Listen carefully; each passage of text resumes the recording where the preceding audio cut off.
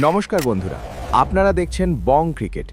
IPL 2026 শুরু হতে আর মাত্র কয়েক ঘন্টা বাকি, আর তার আগেই আমেদাবাদে গর্জে উঠলেন গুজরাট টাইটান্সের ক্যাপ্টেন শুভমান গিল।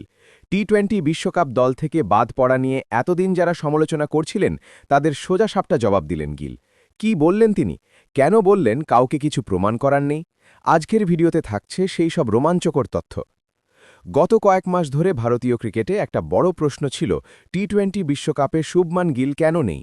অনেকে ভেবেছিলেন আইপিএল 2026কে গিল হয়তো নিজের কামব্যাকের মঞ্চ হিসেবে দেখছেন, কিন্তু বৃহস্পতিবার আমেদাবাদে কোচ আশিস নেহরার পাশে বসে গিল যা বললেন তাতে সবার মুখ বন্ধ হয়ে গেছে।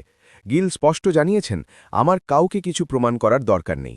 তিনি আরও মনে করিয়ে দেন যে গত 3-4টি আইপিএল মরশুমের রেকর্ড দেখলেই বোঝা যায় তিনি কতটা ধারাবাহিক।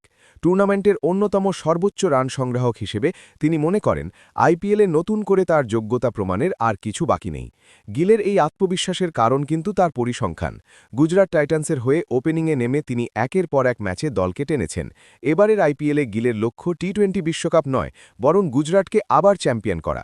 প্রথম ম্যাচে তাদের প্রতিপক্ষ প্রীতি জিন্টার পাঞ্জাব কিংস। গিলের দল কি পারবে জয়ের সাথে শুরু করতে? গিলের ব্যাটে কি আবারও রানের পাহাড় দেখা যাবে? তবে কি বিশ্বকাপের সিলেকশন নিয়ে গিলের মনে কোনো চাপা ক্ষোভ রয়েছে, নাকি এই আত্মবিশ্বাসী তাকে টুর্নামেন্টের সেরা ব্যাটার করে তুলবে? আপনাদের কি মনে হয় কমেন্ট করে অবশ্যই জানান। ক্রিকেটের এই রকম লেটেস্ট আপডেট আর ইনসাইট স্টোরি পেতে আমাদের চ্যানেল বং ক্রিকেটকে সাবস্ক্রাইব করুন আর বেল আইকনটি প্রেস করতে ভুলবেন না। দেখা হচ্ছে পরের ভিডিওতে।